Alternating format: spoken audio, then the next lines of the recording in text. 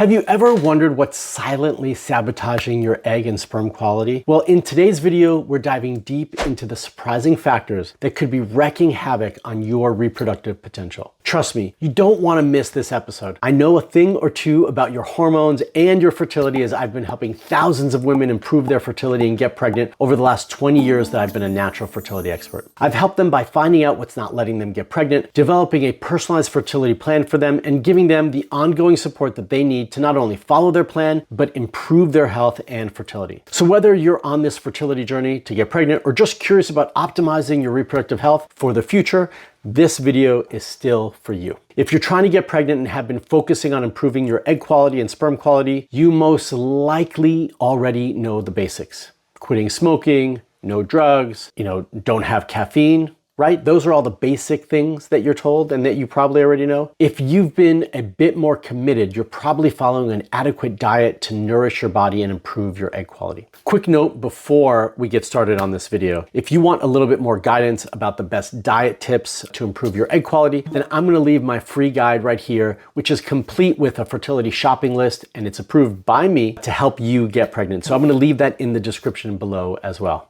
All right, let's get started. Okay, so what are some of those daily things that you're doing that could be ruining your egg quality and sperm quality? First and foremost, I'm so happy today that I'm covering both of those, because both of those are essential. When we are talking about fertility, you need two to tango. We need both the sperm and the egg. We can't do it without either one. And so I want to make sure that I highlight that. I also want to mention, as we're talking about this, because I often talk about egg quality and female reproductive health more, that sperm quality is just as important. Male health and male fertility as equally as important, and does account for 50% of all fertility issues. So what's the first number one thing that we need to discuss that could be ruining our fertility?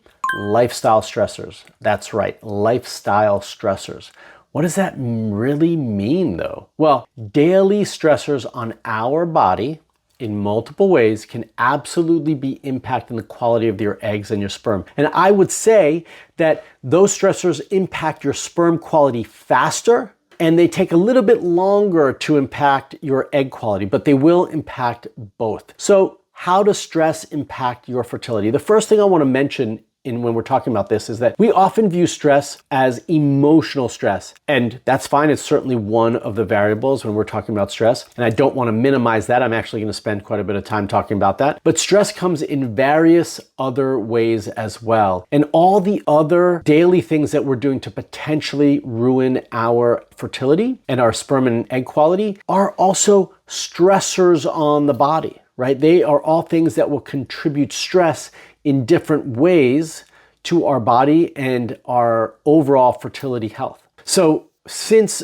emotional stress, mental health, is what we typically all think about when we're talking about stress, I'm going to start there. Your stress, your fight or flight response, which is your stress response, when that is initiated in your adrenal glands, okay? Your adrenal glands are your fight or flight response mechanism, and they release hormones like cortisol and DHEA to help you fight or run or flight. It's important in little spurts. So it's important if we're being chased by lions, tigers, or bears. It's not important if we're in traffic every day, right? Which most of us are. But these little stressors still cause the body to respond in the same way with this fight or flight response.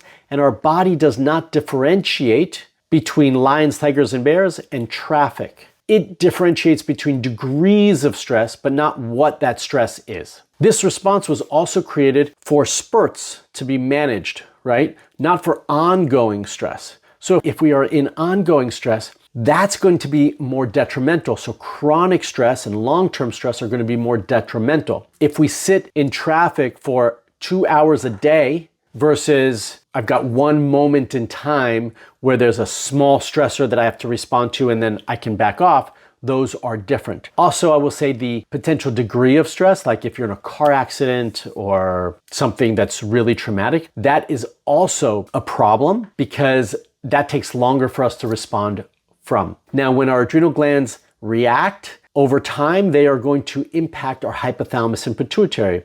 Why? Well, there's an axis called the hypothalamic pituitary adrenal axis, and they communicate all day long to help regulate hormones. Well, if your adrenal glands are reactive and in this fight or flight response for an extended period of time or continuously every day, then it's going to long-term have an effect on your hypothalamus and pituitary. And what are the main hormones produced in your hypothalamus and pituitary? I've covered this in other videos, even last week. FSH, LH, prolactin, TSH, your thyroid hormone. These are all key hormones that are produced in our hypothalamus and pituitary and will be impacted by stress. So we need to manage that better. So what are some simple lifestyle changes that we can do? The number one simple lifestyle change that you can do is daily meditation. I know this sounds scary to all of you, but it helps to regulate our breathing, helps to regulate our fight or flight response, grounds us, and it's super impactful for our hormones. But it doesn't have to be scary. You could do it for 5 minutes every day and build up to that. You can even start at 2 minutes and just focus on just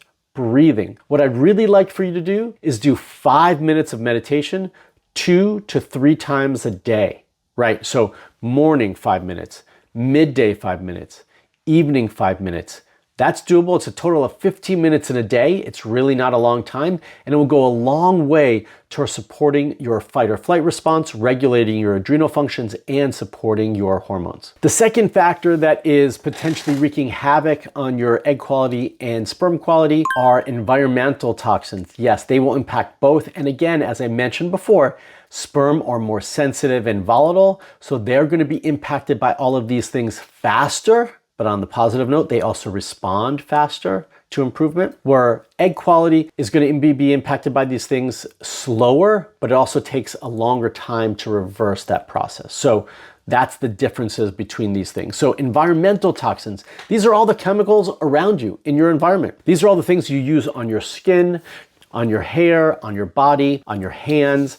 This is sanitizer, this is soap, this is skincare products, this is sunscreen. These are all these things. These are also things that are in the air that you don't know are there, that you're breathing in. So chemicals off of furniture, pesticides, herbicides, these are all things that are impacting your body and your hormones. These are also things that are in your water and in the things you drink out of. It's why I drink out of stainless steel, right? Because plastic will leach BPA. And I know some of you are going to say, well, I bought something that's BPA free. That's right. They've just replaced it with a different BP.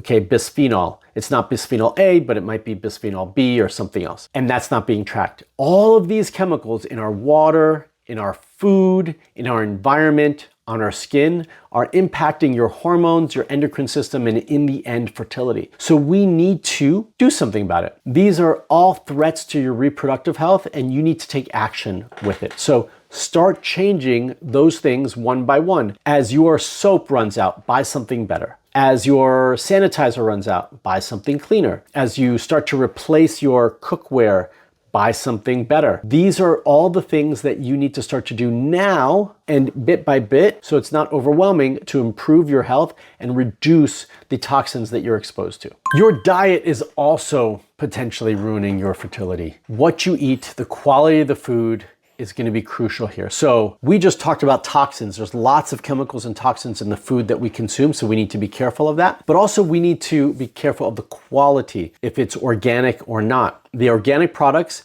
are going to be less harmful because they have minimized the chemicals that they put into their food and the products. But also how you're eating. Are you eating a balanced diet? Are you consuming a lot of caffeine, a lot of alcohol? Are you consuming a lot of fried foods? These are all things that are going to wreak havoc on your egg quality, cause more oxidative stress, and lower the quality of your eggs and sperm. And so we want to change that as well. Are you looking to optimize your fertility and support your journey to a healthy baby? I want to introduce to you the Rejuva products, Rejuva Eggs, Rejuva Sperm, and Rejuva Repair, the perfect blend of ancient wisdom and modern science to allow you to achieve your goal of having a family. These formulations have been meticulously formulated by 3 fertility experts, including myself. They've been clinically proven to optimize egg quality, ovarian reserve, and improve overall sperm quality and quantity. You can order now using the link in the description below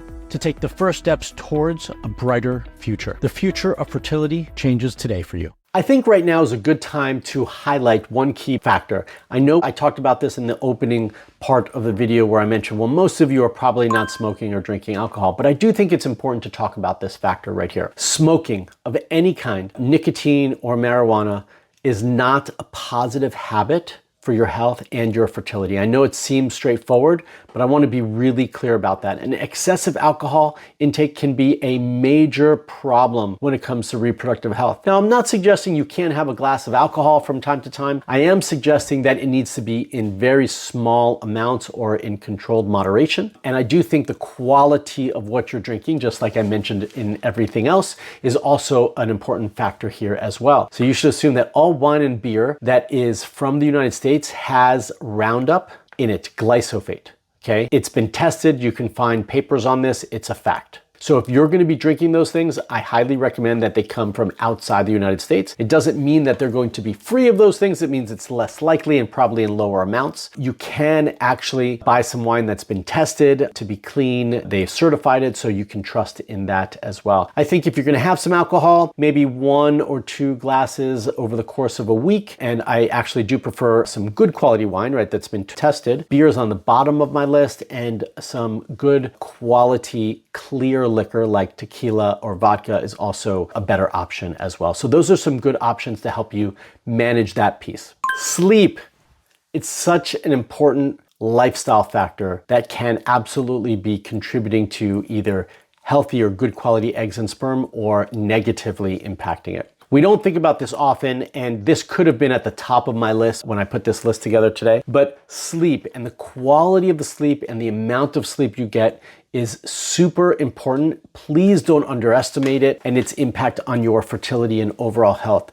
We all need 7 to 8 hours of good quality sleep a night. And I would venture to say that to get that good quality sleep, you actually need to be going to sleep no later than 10 or 11 p.m. The later we go to bed, even if we do get 7 or 8 hours of sleep, the more poor that quality is. Okay? So I want you to start to prioritize this. Most of us don't prioritize our sleep, and we prioritize everything else. I want to make sure that you prioritize your sleep and getting good quality sleep. If it's not something that you are doing well or getting enough of, I want you to put that at the top of your list of things that you need to improve your fertility. You're going to feel it and notice a difference if you prioritize it. Which one of these factors that I mentioned today do you think is the most important for you on your fertility journey? I want to hear from you, so comment below and let me know. And if you've got fertility questions, I also want to hear from you about those. So comment, leave those questions below so I can help you out with those when I get a moment. If you like this video, please give me a thumbs up. If you're not already a subscriber to my YouTube channel, you can do that by hitting that bell to subscribe and get notified when I put out another video for all of you. If you want more support on your fertility journey, I am here for you and my team is here for you. If you want to get to the root cause of what's not allowing you to get pregnant, if you want a customized fertility plan and ongoing support from me, then I want to invite you to apply to join my Hope Fertility Coaching Program.